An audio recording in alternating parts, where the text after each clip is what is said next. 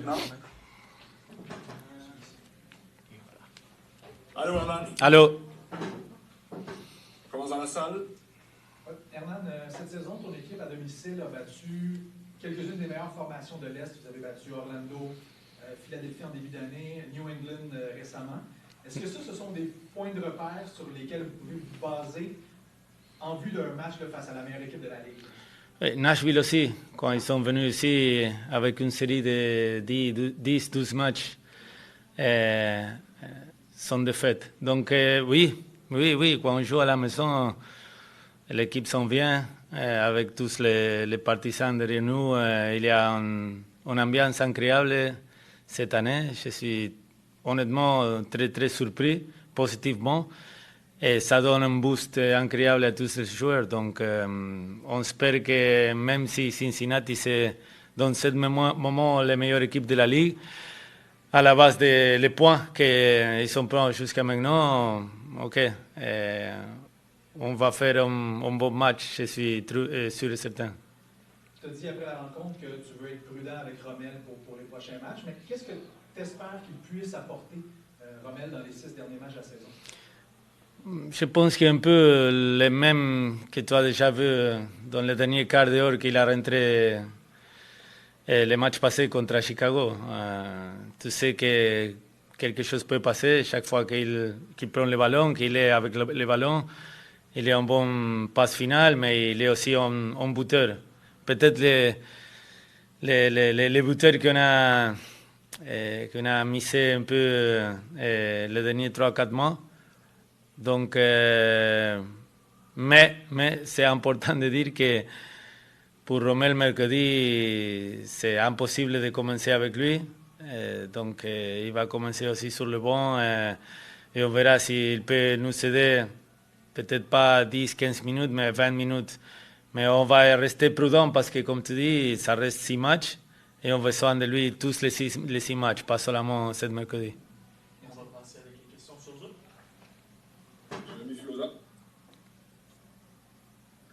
Salut coach, j'aurais une question et ensuite, dépendant de la réponse, peut-être une sous-question. Est-ce que vous pouvez nous donner une mise à jour sur Marco ou est-ce que la situation est rendue? Et ensuite, je procéderai avec la question. Je n'ai pas des informations, donc tout reste comme la dernière fois qu'on a parlé. OK.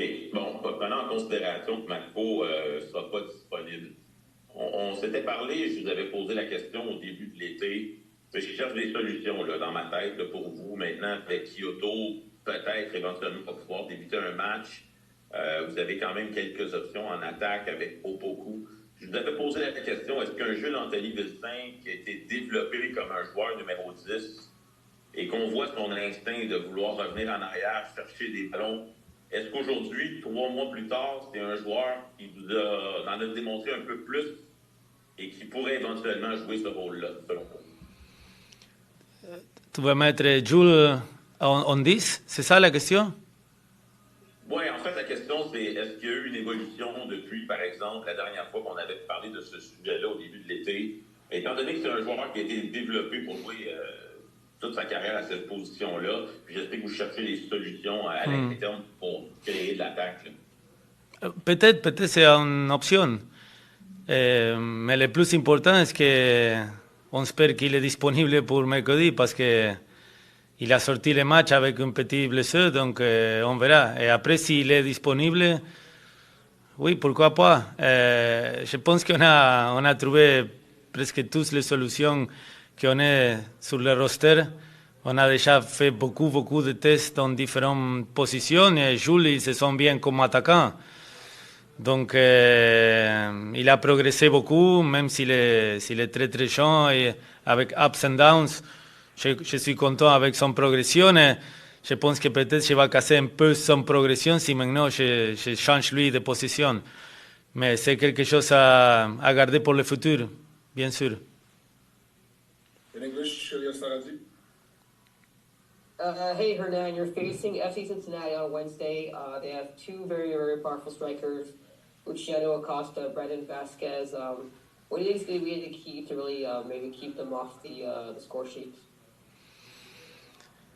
Well, basically trying to do something that we did already 11 times this season, and it's having a very good collective defensive shape, sacrifice for ourselves, the defensive efforts. It can be negotiable, especially on Wednesday, especially against a team that whenever they have one opportunity, half of opportunity, they will put the ball in the back of the net. So it's about focus, it's about concentration, but it's also about doing something that we already did many times this season.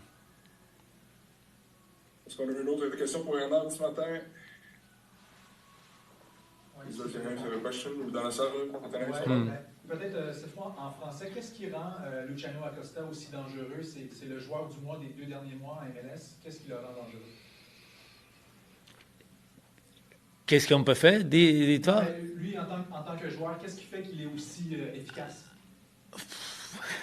Il est un bon joueur, avec beaucoup de qualité. Il est un bon frappe, il est un bon dribble, il est aussi intelligent pour chercher des espaces entre les lignes. C'est un très bon joueur. Gabino, excuse-moi, Hernan, Gabino. Oui. Merci beaucoup, Pat. Salut, Hernan. Salut. Hernan, bon, ce ne sera pas facile d'ici la fin de la saison. On regarde les équipes que vous affrontez dans les prochaines semaines. Cincinnati a marqué 2 buts. Samedi, Atlanta en a marqué 5. Orlando en a marqué 4. Selon toi, quelle sera la clé là, pour, afin d'avoir du succès contre ces adversaires-là? Est-ce qu'il va falloir jouer un style très, très hermétique pour sortir de là avec des points? Là? Merci. On verra. Je pense que chaque opponent c'est différent. Je veux mettre tous la concentration sur le match de mercredi et après on verra. À Atlanta, à Orlando, c'est un match complètement différent.